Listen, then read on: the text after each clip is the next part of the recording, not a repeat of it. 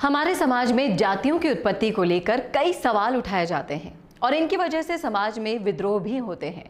हम इन्हीं सवालों के जवाब हमारे वीडियो के माध्यम से आप तक पहुंचाते हैं। आज भी हम एक ऐसे ही सवाल का जवाब इस वीडियो में लेकर आए हैं और वो सवाल है कि गुर्जर और महाभारत में क्या संबंध है।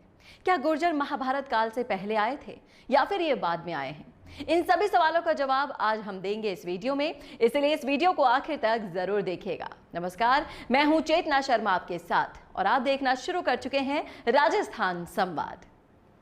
महाभारत और गुर्जरों में संबंध बताने से पहले हम आपको बताते हैं कि कुषाण वंश क्या था। भारतवर्ष में शासन करने वाले कुषाण वंशी शासकों के पूर्वज मूल रूप में भारतीय आर्यों की ही क्षत्रिय शाखा के लोग थे, जो देश, काल और परिस्थिति के अनुसार मध्य एशिया से चलकर भारत पहुंचे थे, जिन्हें यहाँ के क्षत्रिय समाज के लोगों ने अपने साथ सहज रूप में मिला लिया था। मूल रूप में भारतीय आर्यों की ही संतान होने और भारतीयता और भारतीय संस्कृति से इनका अनन्य प्रेम होने के कारण इन लोगों को हम विदेशी नहीं मान सकते। कुषाण चीन के यूची और तोखरी जाति के थे। मंगोलिया का कोवी प्रदेश कुषाणों का मूल निवास स्थान था। भारत में आने के बाद कुषाण वंश के शासकों ने भारतीय सभ्यता और परंपराओं का पालन करना शुरू कर दिया था। अगर कुषाण वंश के सिक्कों को देखा जाए तो इन पर त्रिशूल, शिव और बैल के चित्र मिलते हैं। इससे ये ज्ञात होता है कि इन्होंने भारतीय संस्कृति को स्वीकार किया था और उसमें घुल मिल गए थे। और अब आपको बताते हैं गुर्जरों का परिचय संक्षिप्त में। संस्कृत के विद्वानों के अनुसार गुर्जर शुद्ध संस्कृत शब्द है, जिसका अर्थ है शत्रु का नाश करने वाला, यानी कि शत्रु विनाशक। प्राचीन महाकवि राजशेखर ने गुर्जर नरेश महिपाल को अपने महाकाव्य में दहाड़ता गुर्जर कहकर संबोधित किया है। गुर्जर शब्द गुर्जर का अपभ्रंश है। जो क्षत्रिय प्राय गुर्ज से ही युद्ध करते थे, वे ही गुर्जर कहलाए। गुर्ज लकड़ी के नीचे लोहे का ठोस पोला लगाकर बनता है। इससे चोट ज्यादा लगती है और गुर्जरों के द्वारा शासित प्रदेश गुर्जर देश 7वीं शताब्दी में कहलाता था। तब भीनमाल इनकी राजधानी हुआ करती थी। शेखावाटी क्षेत्र में बड़ गुर्जरों का राज्य था। ग्वालियर नरेश राजा मानसिंह की रानी गुर्जरी ही थी।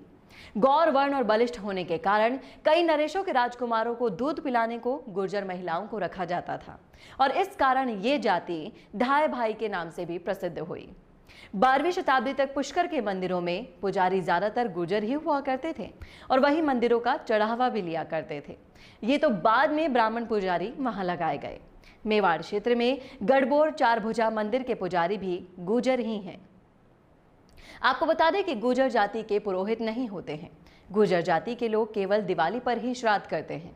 श्राद्ध तर्पण दिवाली के दिन किसी तालाब पर सब गांव के गुर्जर इकट्ठे होकर तड़के ही मूढ़ा, परिणति, कुशा, ओढ़ा और कोई बेल पानी में डाल सभी उसे पकड़कर तर्पण करते हैं। गुर्जर डेरी माता और देवजी भैरव जी के उपासक भी होते हैं और इनके ताबीज सोने और चांदी में मढ़वाकर गले में पहने देखे जा सकते हैं। आपको बता दें कि कुछ इतिहासकार कुषाणों को गुर्जर बताते हैं और कनिष्क के रबातक शिलालेख पर अंकित गुसुर को गुर्जर का ही एक रूप बताया गया है। उनका मानना है कि गुसुर या गुर्जर लोग विजेता के रूप में भारत आए थे, क्योंकि गुसुर का अर्थ होता है उच्च कुलीन होना। गुर्जर अभिलेखों के हिसाब से ये सूर्यवंशी या रघुवंशी हैं। प्राचीन महाकवि राजशेखर ने गुर्जरों को रघुकुल तिलक और रघु ग्रामीणी भी कहा है। 9वीं से 10वीं शताब्दी के गुर्जर शिलालेखों पर सूर्य देव की कलाकृतियां भी इनके सूर्यवंशी होने की पुष्टि करती हैं। राजस्थान में आज भी गुर्जरों को सम्मान से मिहिर ही बुलाया करते हैं, जिसका अर्थ है सूर्य।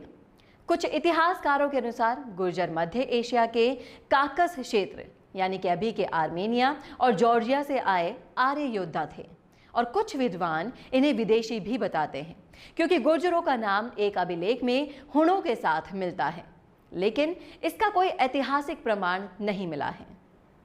अब बात करते हैं महाभारत काल की। महाभारत काल से पहले और महाभारत के समय गुर्जरों के चेची और कुषाण वंश के राजनीतिक स्तर पर शक्तिशाली होने के प्रमाण भी मिले हैं। कुषाणों को ऋषिक, देवपुत्र और तुषार भी कहा जाता था। कुषाणों ने महाभारत के युद्ध में भाग लिया था, क्योंकि वे कुरु वंशियों के निकट संबंधी हुआ करते थे। इसके अलावा कुषाण युधिष्ठिर के राजसूय यज्ञ में उपहार लेकर उपस्थित भी हुए थे। महाभारत से ये भी पता चलता है कि जब कुषाण शक्तिशाली हो गए थे तब उन्होंने आर्यावर्त के उत्तरापथ के समस्त भूभाग का अधिपति बनने के लिए राजसूय यज्ञ भी किया था। कुषाणों ने अपने निकटवर्ती प्रदेशों के समस्त राजाओं को पराभूत कर दिया था, लेकिन वो अर्जुन से हार गए थे।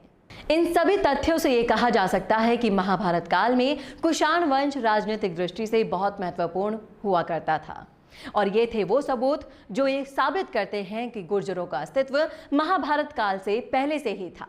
कैसी लगी आपको ये जानकारी? कमेंट करके जरूर बताइएगा कमेंट बॉक्स में। साथ ही अगर आप देना चाहते हैं कोई भी सुझाव तो वो भी आप जरूर दे सकते हैं कमेंट बॉक्स में, जिस पर हम वीडियो बनाएंगे अगर वो सुझाव हमें अच्छा लगा तो।